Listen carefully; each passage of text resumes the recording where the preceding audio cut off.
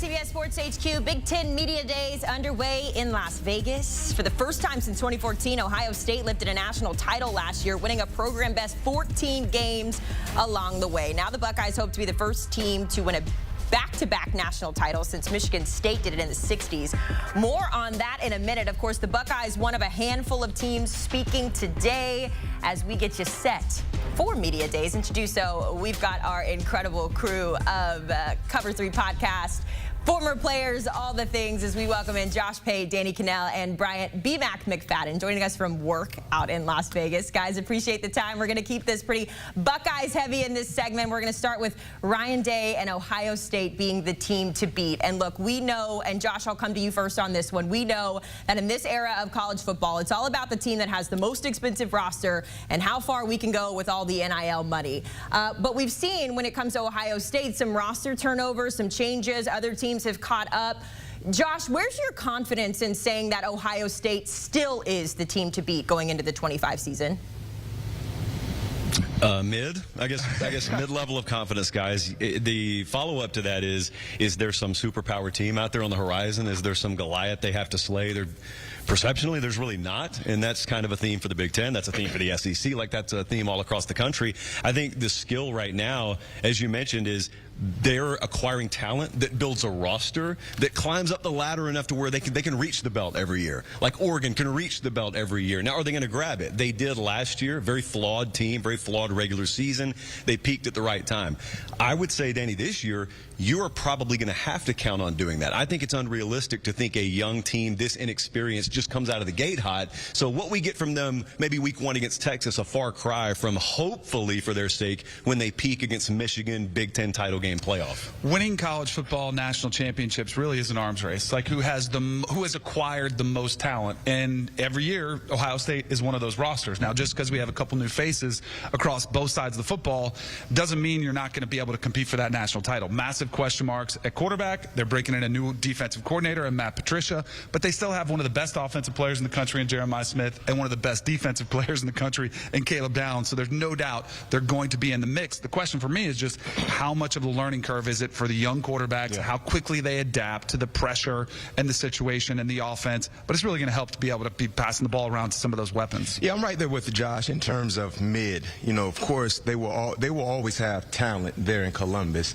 The difference between this 2025 team compared to 2024 a year ago, in my opinion, is experienced talent, right? When you look at the slew of transfers they got into the program, starting with Will Howard, he had an abundance of talent playing college football at a high level throughout his collegiate career at Kansas State. So now you talk about some of the younger talented players. They're going to be called to really show up early, week 1. But I agree with you also, Josh. The team that we watch week 1 against Texas won't be the same team we watch in mid-October, November football.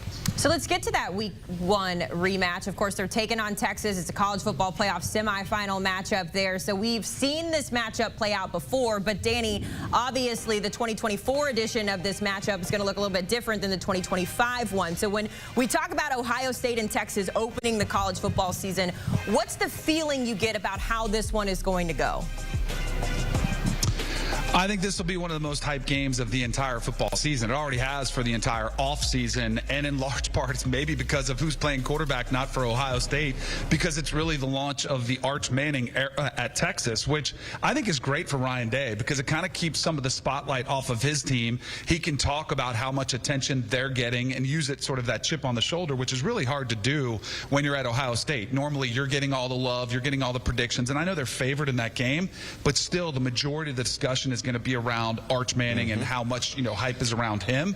But ultimately, I think this is going to be one of those matchups that lives up to the hype. And Texas has a lot of question marks too. So I think for me, I can't wait to learn about both of these teams. Some of the new players breaking in new positions. What do they look like on that stage? But I think this is going to be an epic matchup that we might get to see again when the playoffs roll around. So it's not only a helmet game, VMAC, it's one of those benefit of doubt games. Because Ryan Day and Steve Sarkisian both put together the kind of like recruiting classes year in and year out. Portal classes classes if they need to year in and year out, that just get you blind benefit of the doubt. I mean, most people, even at this event, could not name you 5 or 6 starters off of Ohio State's defense, but they believe they'll be there. They believe they'll be in the mix. The rest of the country feels the same way, with good reason. That's not unfounded benefit of doubt. And so I think a lot of times what you're looking for in those kind of matchups is it's not like a knockout game. No one's losing their playoff hopes in week 1. Yes. What it is you're trying to validate a lot of what you think you know.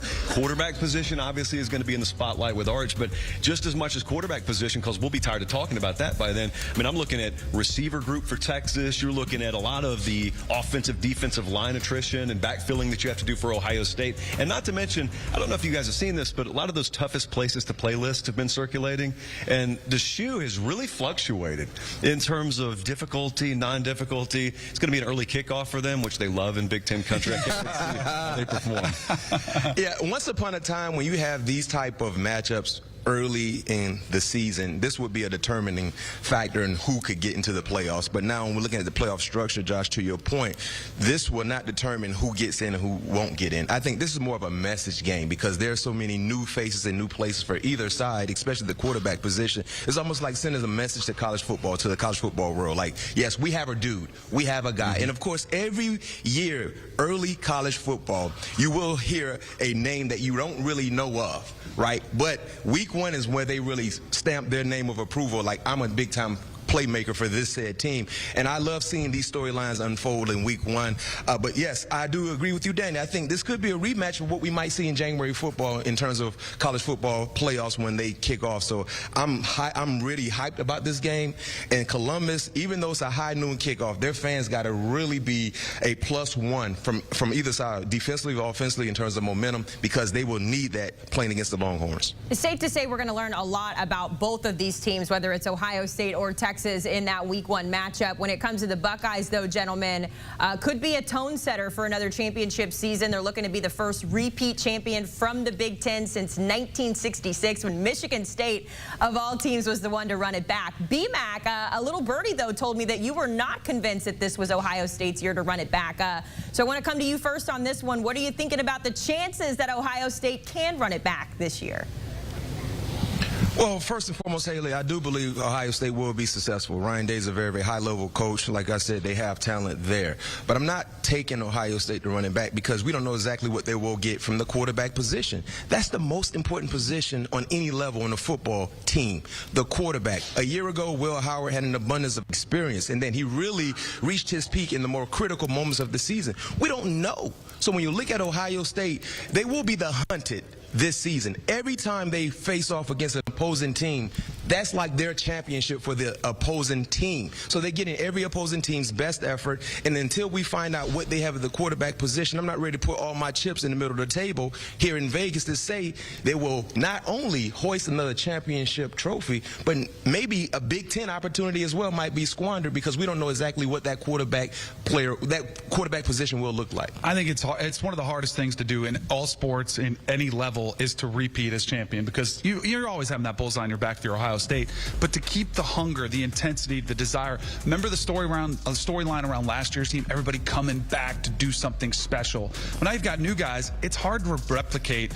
the type of adversity you went through to get that mindset that really doesn't come through on game day. It comes through in the offseason. And in the offseason, when everybody's telling you how great you are, what a great season it was, congratulations, you're getting sized up for your rings, it's hard to keep that hunger. And it's one of the biggest challenges for a head coach to make your team play inspired and practice inspired all offseason. So I think there's too many question marks. The other thing, Pate, I think the rest of the Big Ten is getting better, and we're starting to see a little bit of parity. Not a tremendous amount. It's not like anybody can win the Big Ten, but all those other teams that are on that schedule this year are going to be a little bit tougher, and Ohio State's going to be a little bit weaker than they were last season. So that's why I'm kind of with you. I don't think they repeat. I mean, in a previous life, last decade or so, we had not been conditioned to even expecting that an Illinois could take a bite out of an Ohio State. This year, I think you have to recondition your mind. mind for that. Might I remind everyone, Haley, I mean, this team last year at the end looked like a super team. Lost 2 regular season games. And so not only are you taking all that starting production away, you're taking both offensive and defensive coordinators away